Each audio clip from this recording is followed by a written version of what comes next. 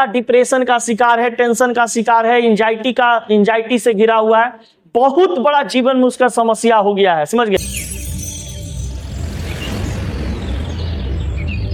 देखिए, कभी भी ज्यादा गुस्सा आए, अगर कोई भी व्यक्ति हो, अगर वो ज्यादा डिप्रेशन का शिकार है, टेंशन का शिकार है, एंजाइटी से घिरा हुआ है, बहुत बड़ा जीवन में उसका समस्या हो गया है। समझ गए? उसको लग रहा है कि अब हम एकदम गुलबी घाट रास्ता पर हैं, तो इसका मतलब है कि उसके शरीर में कार्बन डाइऑक्साइड की मात्रा भर चुकी है। समझ गए? उस व्यक्ति को क्या करना चाहिए कि आराम से कहीं एक जगह बैठ जाइए। ज्यादा आपको डिप्रेशन, आपका एंजाइटी, आपको मतलब ज्यादा टेंशन फील हो रहा है, ज्यादा एक ही चीज के बारे में आप सोच रहे हैं, तो एक जगह पर बैठ करके आप कम से कम 10 से 15 बार आप बढ़िया से सांस लीजिए, एकदम ऐसे, सांस को एकदम आराम से छोड़िए, सांस लीजिए, सांस को छोड़िए। ऐसे करने से उस व्यक्ति के शरीर में जो उपस्थित कार्बन डाइऑक्साइड होगा वो बाहर निकलेगा और ऑक्सीजन जो होगा उसके शरीर के अंदर में जाएगा, मस्तिष्क के पास ऑक्सीजन जाएगा, उसको रिलैक्स फील होगा। समझ गए?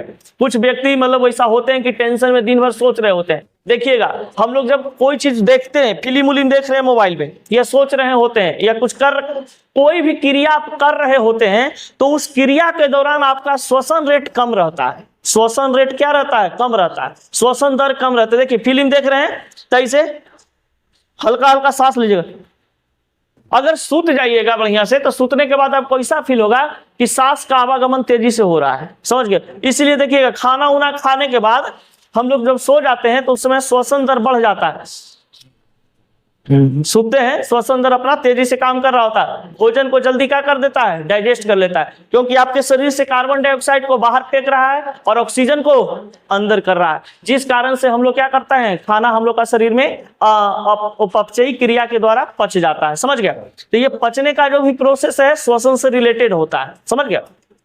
और श्वसन का नियंत्रण कौन करता है हमारे शरीर में? मस्तिष्क में मेडुला ऑब्लिंगेटा।